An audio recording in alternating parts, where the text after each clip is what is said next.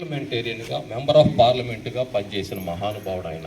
ఇంకొక ముఖ్యమైన విషయం చెప్పుకొని ముగిస్తానమ్మా. ఇంకా చాలా ఉన్నాయి, వారి గురించి చెప్పుకోవాలంటే ఈ సమయం సరిపోదు, ఉన్న సమయాన్ని ఉపయోగించుకోవాలి. కాబట్టి మీకు కొన్ని ముఖ్యమైన సంఘటనలు మాత్రమే హైలైట్స్గా చెప్తున్నానమ్మా. మన భారతదేశానికి స్వాతంత్రం రావడానికి పోరాటం చేసిన వ్యక్తి, దాంతోపాటు స్వాతంత్రం వచ్చిన తర్వాత మన దేశానికి ఒక రాజ్యాంగం తయారైందని మనం చెప్పుకున్నాం కదమ్మా.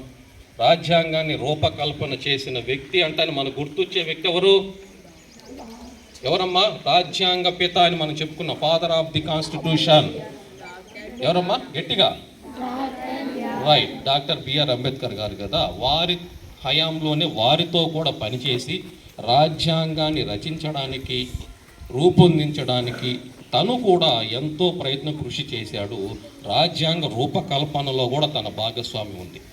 ఇదొక అంశం. ఇంకొక అంశం ఏంటంటే, ఇంతకుముందే మనం చెప్పుకున్నాం, వెనకబడిన కులంలోంచి పుట్టిన వ్యక్తి.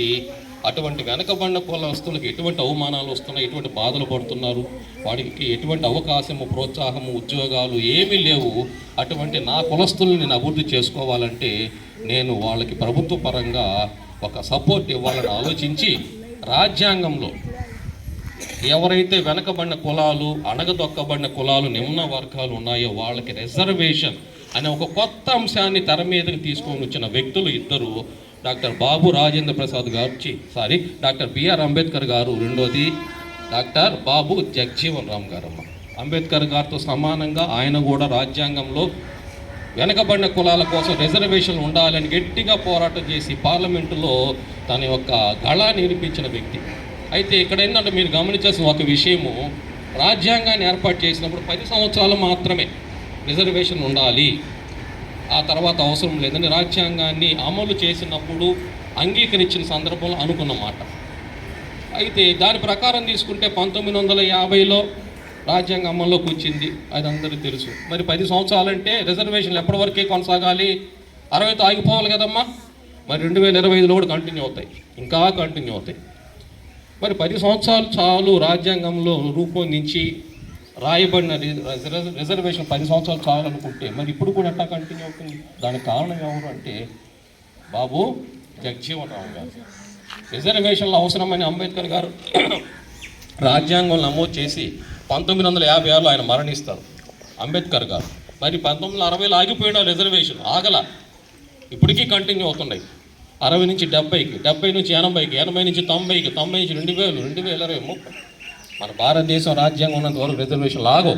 మరి అటువంటి గొప్ప అవకాశాన్ని ఎస్సీలకి, ఎస్టీలకి కల్పించిన మహానుభావుడు, ఎస్సీ ఎస్టీలకి ఆరాధ్య దైవం ఎవరంటే జగజీవన్ రామ్ గారు. ఎందుకంటే అంబేద్కర్ గారు 1956లో మరణించిన తర్వాత 60కి ఇంక రిజర్వేషన్ ఆపేస్తాం అని అనుకుంటున్న సందర్భంలో ఈయన ఒప్పుకోకుండా రిజర్వేషన్ ఇంకా మాకు అవసరం, మా వర్గాలు ఇంకా అభ్యున్నతి చెందలేదు, ఇంకా వెనకబడే ఉన్నాయి, ఇంకొక 10 సంవత్సరాలు పొడిగించండి అని చెప్పి ఎవ్రీ 10 ఇయర్స్ పొడిగించుకుంటూ ఈయన 1986లో చనిపోయారమ్మా. 1990 వరకు పొడిగించే పరిస్థితిని తీసుకొని వచ్చిన వ్యక్తి బాబు జగజీవన్ రామ్ గారమ్మ. ఈ విధంగా ఆయన గురించి ఇంకా చాలా విషయాలు ఉన్నాయి. ఉన్న సమయంలోనే కొన్ని ముఖ్యమైన విషయాలు మీకు తెలియజేయడం జరిగిందమ్మా. కాబట్టి వారందరినీ మన దేశం రాజ్యాంగం రూపొందించడంలో, స్వాతంత్ర ఉద్యమంలో, వెనకబడిన కులాల వారికి రిజర్వేషన్లు కల్పించడంలో, కార్మిక చట్టాలు తయారు చేయడంలో, వ్యవసాయాన్ని, ఆహార ఉత్పత్తిని పెంచడంలో, బంగ్లాదేశ్ అనే ఒక దేశం ఏర్పడడానికి ఒక ముఖ్యులలో తను కూడా రక్షణ శాఖ మంత్రి అమ్మ. ఈ విధంగా అనేకమైన కీలకమైన సందర్భాలలో, ఘట్టాలలో తను ముందుండి దేశాన్ని నడిపించిన మంచి పరిపాలనా దక్షుడు, ఒక బాధ్యత గల మంచి పౌరుడు బాబు జగజీవన్ రామ్ గారు. వారికి మనమందరం కూడా రుణపడి ఉండాలి. వారందరినీ మనం తలుచుకొని వాళ్ళ యొక్క అడుగుజాడల్లో మనం కూడా ముందుకు నడవాలి. ఈ అవకాశం ఇచ్చిన ప్రధాన ఉపాధ్యాయుల గారికి, పాఠశాల సిబ్బందికి ధన్యవాదాలు తెలుపుకుంటూ సెలవు తీసుకుంటున్నాను. Thank you.